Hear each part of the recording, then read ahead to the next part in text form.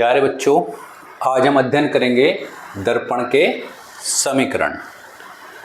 ये अवतल दर्पण के लिए भी होता है और उत्तल दर्पण के लिए भी, या यूवीएफ में रिलेशन परीक्षा में अगर आता है तो ये यूवीएफ में रिलेशन या फोकस दूरी का फॉर्मूला 1/f बराबर 1/v प्लस 1/u के नाम से आपको परीक्षा में प्रूफ करने के लिए आ सकता है। इसके लिए हम क्या लेंगे, ये M1 M2 हमारा अवतल दर्पण है।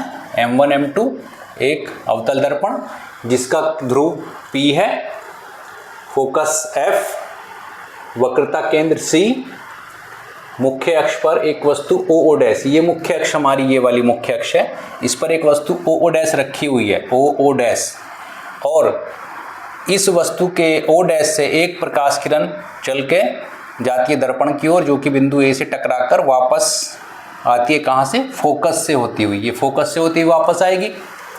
और एक प्रकाश किरण जाती है वक्रता केंद्र से, जिस पथ से जाती है उसी पथ से वापस आ जाती है।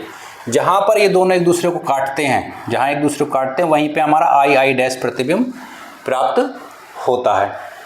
अब चित्र से हम देखते हैं कि वस्तु OO' की दर्पण से दूरी, वस्तु OO' की दर्पण से दूरी, ये दर्पण है, इसकी दूरी है -u।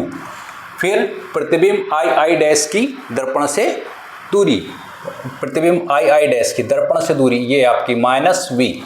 इसी प्रकार दर्पण की वक्रता त्रिज्या PC कितना है? ये आपका PC -r, और दर्पण की फोकस दूरी PF, ये आपकी -f। अब हम लेते हैं क्या, अब हमको इनमें रिलेशन निकालना है कि किस तरह से हम अपना ये फार्मूला 1/f बराबर v प्लस 1/u को ला सकते हैं।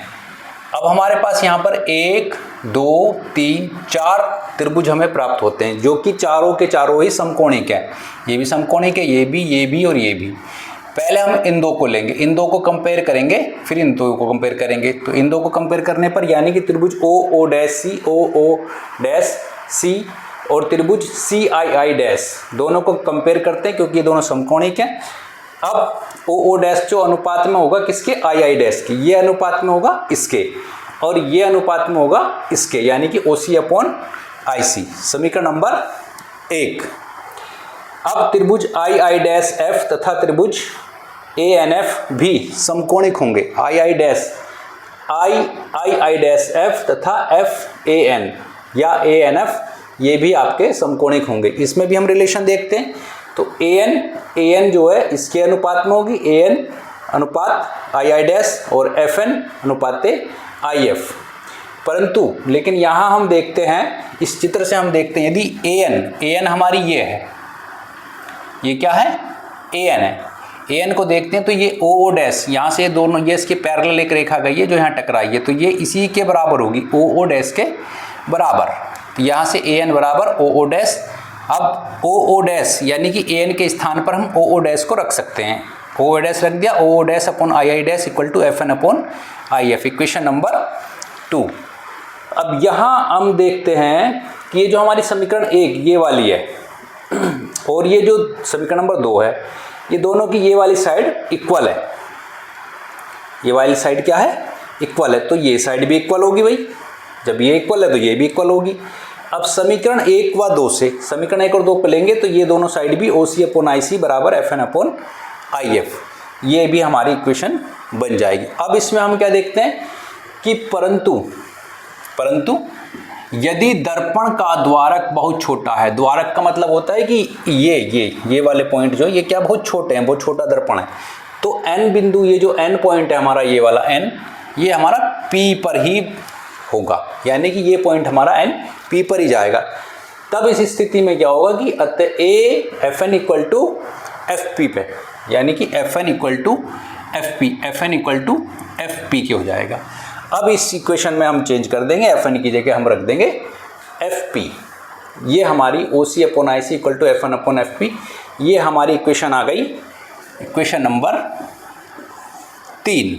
अब ये हमारी मेन इक्वेशन है। अब इसी से हमें सारी वैल्यूज अपनी निकालनी है। कैसे निकालेंगे?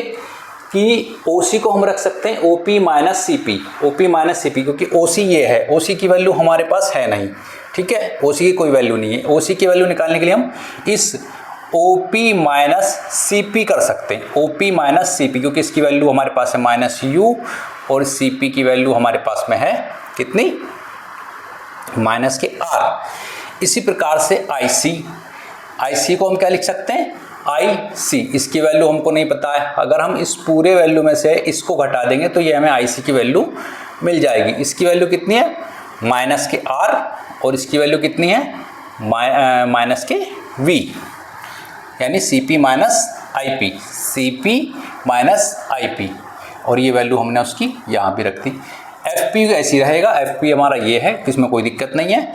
IF, इस IF की वैल्यू भी हमारे पास नहीं है, अगर हम इसमें से इसको घटा देंगे तो हमें IF की वैल्यू मिल जाएगी, यानी कि IP minus FP, IP minus FP। अब हम इन सब की वैल्यूज़ यहाँ पे रखते चले जाएंगे। OP की वैल्यू कितनी है, माइनस के U, OP की वैल्यू माइनस के U, और CP की वैल्यू माइनस के R, CP की वैल्यू माइनस के R, CP की वैल्यू माइनस के R, और यहाँ पर IP की वैल्यू माइनस के V, और ये आपकी माइनस के F हो गई FP, और IP की वैल्यू फिर वही माइनस के V, और ये FP की वैल्यू FP यानी हमारा F, ये आ गया F। अब इसकी हम कर लेंगे क्रॉस मल्टीप्लिकेशन। क्रॉस मल्टीप्लिकेशन में जो है इधर उधर पक्षांतर हो जाएगा इसका, इसकी मल्टीप्लाई V की माइनस V की यहाँ जाएगी तो माइनस माइनस प्लस UV, और यहाँ होगी माइनस माइनस प्लस माइनस के VR। इसी प्रकार से अब माइनस माइनस प्लस, ये माइनस है तो माइनस के UF, और ये माइनस माइनस प्लस ऑलरेडी है, ये भी माइनस माइनस प्लस है तो ये प्लस प्लस प्लस के FR, ये वैल्यू उधर चली जाएगी, माइनस माइनस प्लस के FR, और ये माइनस माइनस प्लस, और ये माइनस के FV, ठीक है। अब यहाँ पर UV माइनस 2FV, इसमें हम क्या करेंगे, F/R/2, ये हम लोग ऑलरेडी पहले से जानते हैं, क्योंकि ये फोकस दूरी और F का R का रिलेशन है, तो R बराबर 2F, यहाँ पे R की जगह हम सब जगह 2F रख देंगे, R की जगह 2F रख देंगे, तो यहाँ पे हमने R की जगह 2F रख दिया। UV माइनस 2FV माइनस UF plus 2F square equal to 2F square minus के FV। ये दोनों बराबर के निशान के इधर उधर हैं, तो ये दोनों हो जाएंगे कैंसिल, कट जाएंगे आपस में, क्योंकि इसको उधर ले जाएंगे तो ये माइनस होकर इसको ख़त्म कर देगा। अब UV, ये माइनस की वैल्यू को उधर ले जाइए, जितनी ये माइनस की वैल्यू बची है ना उनको उधर ले जाइए, ठीक है। UV इक्वल टू माइनस के इधर ऑलरेडी FV था, माइनस के ये ऑलरेडी FV था, FV और प्लस 2FV प्लस के UF, इसमें से एक ये घट गया तो बचा हमारे पास सिंगल FV बराबर UF, UV बराबर FV प्लस UF। अब इसमें हम क्या करेंगे, दोनों तरफ जो है UVF से भाग कर देंगे, दोनों तरफ इस पक्ष में भी और इस पक्ष में भी UVF से भाग कर दिया, UV से UV कट गया, FV से FV कट जाएगा, प्लस UF से UF कट जाएगा, तो यहाँ बचेगा 1/U और यहाँ बचेगा 1/V।